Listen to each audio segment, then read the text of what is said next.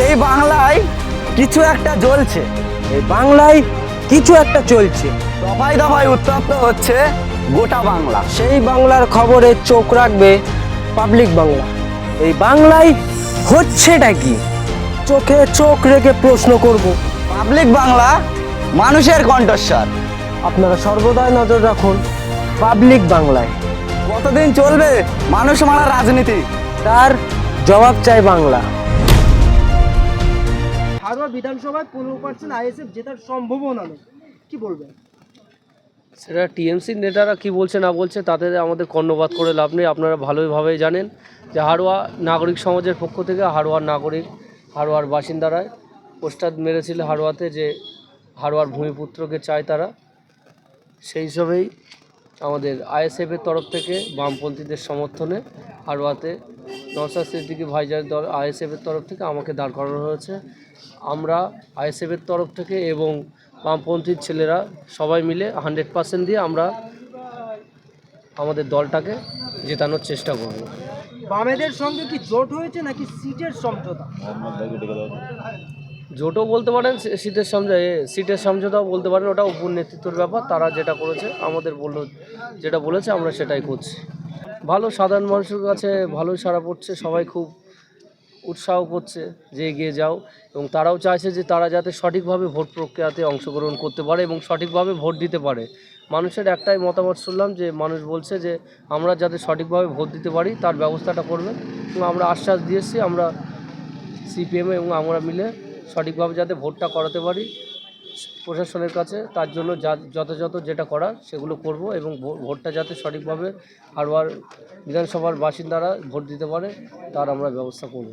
এই যে আইএসএফের পক্ষ থেকে আপনি প্রার্থী হয়েছেন, এর জন্য কি শাসক দলের পক্ষ থেকে কোনোরকম কোনো বাধার সম্মুখীন হতে হচ্ছে? কিসের জন্য বাধার সম্মতি হতে হবে? সেরকম কোনো বিষয় নয়, সব পার্টি তো অধিকার আছে দাঁড়ানোর, যদি বাধার সম্মতি হওয়ার কোনো ব্যাপার নেই। তো আমরা দাঁড়িয়েছি 100%, আমরা চেষ্টা করব কীভাবে জেতা যায়। তাই ওরা ভয় করছে, সেই কারণের জন্য ওরা উল্টোপাল্টা কমেন্ট করছে, সেরকম কোনো বিষয় নয়। আমরা জানি আমরাই জিতবো 100% হাড়োয়াতে, সঠিকভাবে ভোট হলে। টিএমসি নেতাদের বলবো আপনারা যদি ক্ষমতা থাকে সঠিকভাবে ভোটটা করে দেখান, তাহলে কে জিতে সেটা দেখা যাবে। আপনার মধ্যে কি কোনো ভয় কাজ করছে? কিসের জন্য ভয় কাজ করবে? কোনো ভয় কাজ করার কোনো কারণ নেই তো। আমি 100% কনফিডেন্স যে আমরা জিতবো।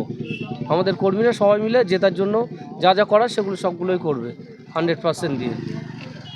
তৃণমূল কংগ্রেসের নেতাদের বিরুদ্ধে একাধিক অভিযোগ সাধারণ মানুষের। ভোট আসলে যারা ভোটার আছে তাদেরকে ভোট কেন্দ্রে যেতে দেওয়া হয় না, এমনটাই অভিযোগ।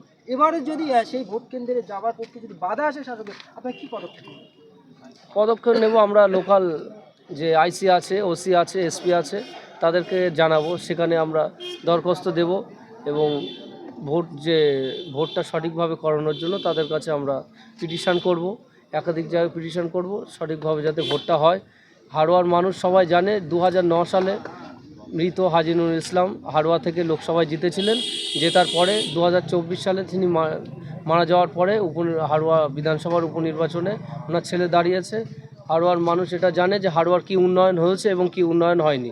সেই জন্যই হাড়োয়ার মানুষের বক্তব্য হাড়োয়ার লোকাল ছেলেকে ভূমিপুত্রকে চায়, যে হাড়োয়ার যাতে উন্নয়নটা হয় সেই কারণের জন্যই। হাড়োয়ায় একটা কলেজ নেই হাড়োয়াতে, আপনারা সবাই জানেন। হাড়োয়ার স্বাস্থ্য ব্যবস্থা খুব খারাপ, শিক্ষা ব্যবস্থা তো তলানিতে চলে গেছে। হাড়োয়ার আপনারা জানেন যে খাস জমিগুলো আছে, সেই জমিগুলোতে যে পাট্টার জমিগুলো ছিল সেই জমিগুলোতে সিপিএম সরকার যখন ছিল তখন তাদের পাট্টা করে দিয়ে গেছিলো। তারপর থেকে সেই পাট্টাগুলোর যে লিস্টগুলো আছে সেগুলো লিস্ট সঠিকভাবে পায় না টিএমসি সরকার ক্ষমতায় আসার পর থেকে। আমরা যদি ক্ষমতায় আসি আমরা চেষ্টা করব যে সঠিকভাবে তাদের পাট্টার টাকাগুলো পায় তার ব্যবস্থা করে দেওয়ার। এই যে মানুষ আপনাকে ভোট দিয়ে জিতিয়ে দেবে, জেতার পরে আবার বাইরন বিশ্বাসের মতো অন্য দলে আবার যোগ দেবেন না তো?